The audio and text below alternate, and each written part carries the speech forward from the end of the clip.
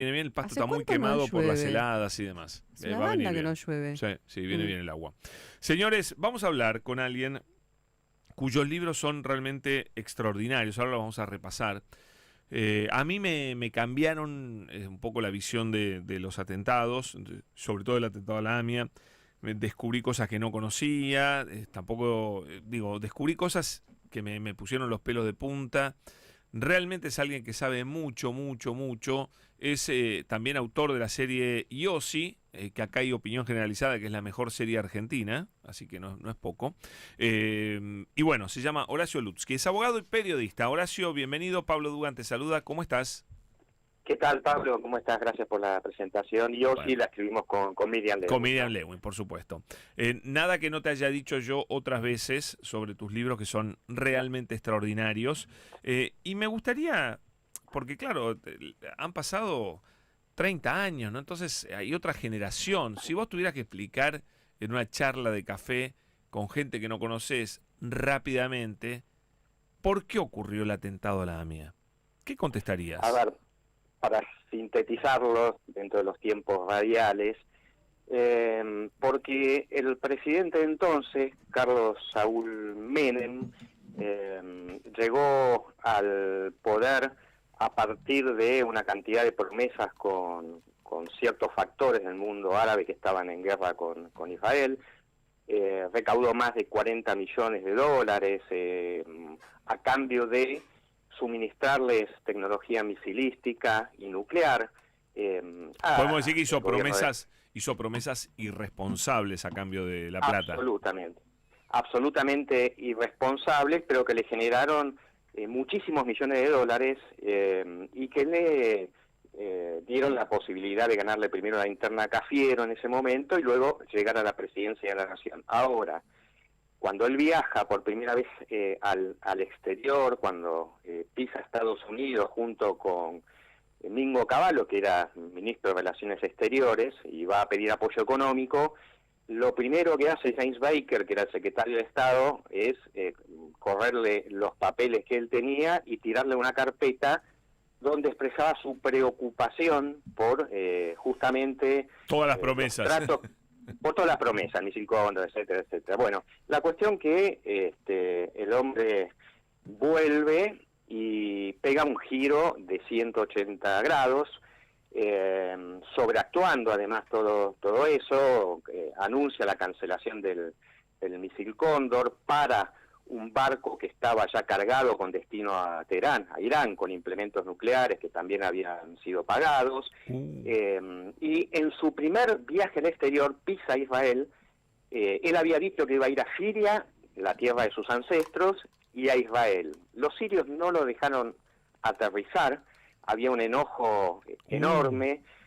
Por esos tiempos habían procesado acá en Argentina a Mira Yoma, que era la cuñada presidencial, pero que era una persona que era un poco algo así como garante de los tratos con Siria. El esposo de Amira Yoma, Ibrahim Al-Ibrahim. ¿Cómo olvidarlo? Vos te acordarás, manejaba la aduana, Sí. la aduana de Buenos Aires y no sabía ni hablar castellano. Era un oficial de inteligencia sirio, en realidad. Claro. Entonces había acá toda una red que después se conoció como el entorno sirio, que estaban participando además en un gigantesco negocio oculto internacional que era el contrabando de armas a los Balcanes, por el cual también años después Menem estuvo brevemente preso, pero bueno, era digamos, contrabando de armas operativo a Yugoslavia. a Yugoslavia, a Croacia, a Bosnia, y esas armas las pagaban y las traficaban agentes sirios, agentes iraníes, croatas, había personal del batallón 601 de inteligencia, militares, todos ellos eran socios del menemismo en ese momento. Todo eso yo lo desarrollo en la explosión más que nada, pero está absolutamente documentado. La cuestión es que esta sobreactuación incluyó al regreso de Menem de Israel un acto el 30 de octubre de 1991 en la AMIA, en el lugar que después sería objeto del atentado, donde él se autoproclamó como apóstol de la paz. Él dijo que gracias a sus esfuerzos prácticamente se estaba iniciando la conferencia de paz en Madrid, que se inició el día siguiente. Digamos, él rompe rompe todas sus promesas con toda esta gente, con todos estos países con los cuales él tenía mucho contacto, tenía gente metida acá y demás, rompe, no cumple nada y además se alinea con los enemigos de ellos. Sí, incluso recordarás, fue el único país de América Latina en mandar un par de fragatas. Sí, a la primera guerra del Golfo, sí. La primera guerra del Golfo. Contra Irak. La sobreactuación nos hace acordar algunas cosas que están pasando ahora, era realmente manifiesta, es decir, que no solo pegó un giro de 180 grados, sino que lo hizo de una manera absolutamente clara y peligrosa para quienes lo habían sostenido. Entonces, fuera de esto, a la hora de elegir un lugar donde... Ahora, perdóname, los países sí agraviados fueron Siria, básicamente Siria, ¿y cuál más? Irán. Irán, por las promesas no cumplidas, recibió la guita Menem y no cumplió nada, todo lo contrario, y se alineó con los enemigos. Sí, hubo una fuertísima protesta de Irán porque esta cancelación incluso de un barco que en el puerto de Campana ya estaba cargado y llamó el embajador norteamericano y después el propio Bush habló con Menem, entonces terminó diciendo de alguna manera el gobierno argentino que Irán era un país no confiable cuando al comienzo de su gobierno había mandado incluso una misión a Teherán, había estrechado vínculos, había prometido Lori el Moro. Bueno, esto generó irritación y hasta hay que sumarle lo que estaba pasando en Medio Oriente. En estas guerras alternativas, constantes, que a veces suben la presión, a veces la bajan entre Israel y Hezbollah, instalado en el norte de Israel, en la frontera con el Líbano, hubo intercambios tanto en un mes antes del atentado a la embajada como un mes antes del atentado a la AMIA, hubo episodios donde Israel se cobró como resultado bajas importantísimas en Hezbollah. En el mes anterior al atentado a la embajada, Israel mató. Uno de ellos fue el atentado al jeque Musawi, ¿no? Que lo mataron con helicópteros a él y a toda la familia. Exactamente, tal cual. Fue justo un mes antes del atentado, sí, a la embajada. Y en ese momento, el jeque de Hezbollah, Fadlallah, prometió venganza. Un mes antes del atentado ya a la AMIA, volvió a hacer una arenga este jeque Fadlallah y dijo que los combatientes musulmanes tienen largos brazos, han sabido llegar a la Argentina. Es decir, un mes antes había avisos concretos que fueron desoídos. ¿Y qué es lo que estaba pasando? La CIDE, los servicios de inteligencia, seguían a los iraníes, pero no hicieron absolutamente nada para evitar su actuación. De hecho, en la causa por encubrimiento está probado que se borraron las grabaciones. Totalmente. Ahora, Horacio, te apuro un poco, me parece que el contexto está clarísimo en cuanto a las motivaciones. Finalmente, ¿quiénes son, quién da la orden y quién ejecuta el atentado a la AMIA? Yo tengo que, vos sos abogado y periodista como yo, entonces te tengo que dividir la respuesta. Si te hablo como abogado desde el punto de vista jurídico, te tengo que decir no sabemos, porque la causa ha sido absolutamente estropeada, 10 años con pistas falsas, con desvío de investigación, con la obturación de la pista siria. Todo esto que te estoy contando sale ya de fallos judiciales y de la Corte Interamericana de Derechos Humanos que el mes pasado dictó una sentencia contra el Estado argentino condenándola no solo por no haber investigado, sino por desviar la investigación. O sea que jurídicamente no sabemos nada. Ahora, como periodista, como investigador, estoy absolutamente convencido de que Irán compró un atentado llave en mano, es decir, puso algunos recursos básicos a partir de ¿Irán como país o algún grupo interno de Irán? Sabemos yo te puedo afirmar mi convicción de lo primero, de Irán como país desde el momento que hubo actuación de la embajada de Irán, que es la representación de Irán. Fundamentalmente Mohsen Rabbani y personajes de su entorno. Ahora, en mi opinión, la perpetración, la preparación es absolutamente local. De hecho, ahí tenemos toda la actuación de las fuerzas de seguridad, todo el espionaje previo que contamos en Yo soy el espía arrepentido, la zona liberada policial, las, digamos... Pero, perdona, ¿y Siria tiene algo que ver o no tiene algo que ver?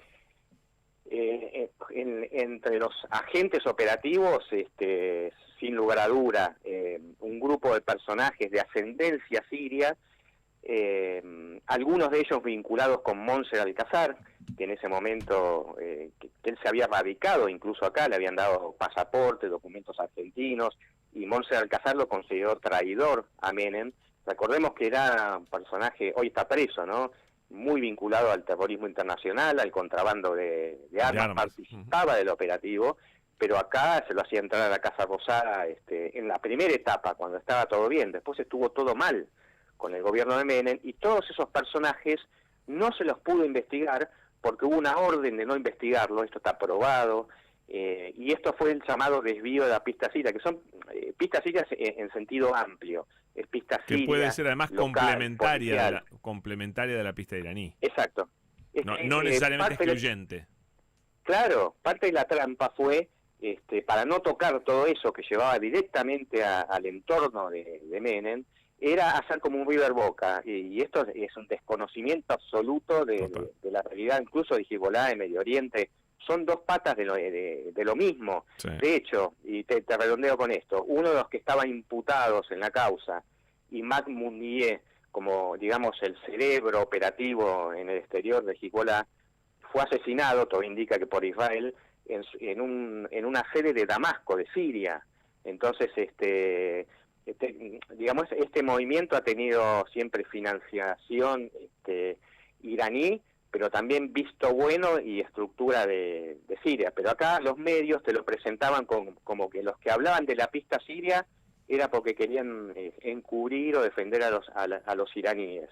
Claro. Bueno, fue parte de estas cortinas de humo, ¿no? Qué bárbaro. Bueno, tus libros que recorren este hecho son, contame los tres. Sí, del 2012 es Brindando sobre los escombros, la dirigencia judía y los atentados, entre la denuncia y el encubrimiento, que bueno, ahí no pudimos hoy desarrollar esto, pero tiene que ver con lo que estuvo ausente en los discursos de hoy, que es la responsabilidad de la dirigencia, particularmente de la DAIA, en tantos años, en sostener la historia oficial, en defender a Galeano, en defender a la Policía Federal. La tapa de ese libro es la DAIA homenajeando a Nisma, por supuesto, es decir, todo lo que no tenga que ver con la pista local. En la foto los que están brindando, ¿con quién brindan? Y en la foto tenés a dos presidentes de DAIA brindando con el Fino Palacios, el comisario que fue procesado por encubrimiento, ¿no? El comisario Santos, en su última aparición pública antes de la represión del 2001, y con un comisario Canizaro, que fue jefe de Yossi, o sea, que era quien lo mandaba a infiltrar a la comunidad judía. Bueno, la DAIA le dio una condecoración por sus aportes a la investigación. Decime vos qué aportes habrán hecho, ¿no? Qué locura. Qué locura. Bueno, ese es Brindando sobre los escombros, y después Yossi, el espía arrepentido, con Miriam Lewin, y el último es La explosión, que desarrolla todo esto que estamos hablando. Ese es tremendo. Los tres son buenos, pero digo, este es tremendo, La explosión, porque cuenta cosas. Ahí contás lo de la escena de Menem en el Cardenal Stepinac con personajes de Yugoslavia y demás. Exacto. Me dejó muy impresionado. Exacto. Eso en un colegio, ¿no? Generando, negociando en un colegio la venta de armas, una cosa pero espeluznante. Sí, con ustachas además, sí, con criminales de guerra nazis croatas que estuvieron en los 90 acá activamente participando en el entorno de Menem, y que, bueno, hay muchos lazos, muchas vinculaciones entre lo que fue el contrabando de armas e incluso la voladura de la fábrica de militar de Río Tercero al año siguiente, en 1995. Para tapar la venta ilegal de armas, ¿no? Claro. las conexiones son increíbles y uno podría preguntarse si era no solo para tapar la venta de armas, sino que eventualmente parte de esos explosivos no hayan terminado dentro de la AMIA. Qué terrible, bueno, impresionante. Horacio, gracias, recomendamos los libros, pero realmente con fervor, los que quieran saber de verdad qué pasó. Horacio Lutzky, abogado y periodista. Gracias, Horacio, un abrazo grande. No, a vos, abrazo grande. Abrazo grande. Horacio Lutzky, señores, repito porque de verdad es una de las pocas personas que ha escrito cosas muy fuertes y muy contundentes sobre este horrible atentado con 85 víctimas ocurrido hace 30 años y sobre el cual este atentado ha reinado una impunidad nunca antes vista, ¿no? Entonces, yo lo veo a Milei sosteniendo las fotos de las víctimas hoy en el acto y pregunto, ¿cómo se puede sostener la presencia allí y mostrar a las víctimas y al mismo tiempo decir que Menem fue el mejor presidente de la Argentina? Después de lo que acaba de contar Horacio. Hay una contradicción insoportable. Es una contradicción insoportable. Pero además, la comunidad o los dirigentes de la comunidad judía no dicen nada sobre esa... esto es lo más loco, sobre esa contradicción. Porque ellos dicen, no, esto está bien. Y se pasan la mitad del acto hablando del hecho de Hamás, que me parece gravísimo y terrible, pero me parece que hoy no era el tema Hamás, era el tema AMIA, porque se cumplen 30 años de impunidad para las 85 víctimas. No digo que esté mal hacer una referencia, porque también es un hecho terrorista es terrible, una criminalidad horrible. Pero guarda, porque si vos sostenés que Menem es el mejor, descubrís un busto de Menem, le haces homenajes a Menem y después querés homenajear a las víctimas de la AMIA, tenés un problema de contradicción flagrante, ¿no? Eso es, insisto, es una contradicción insoportable. No se puede admitir esto, es una locura. Pero bueno, ¿qué vamos a hacer? 7:23. Pablo Dugan, en las tardes de Radio 10.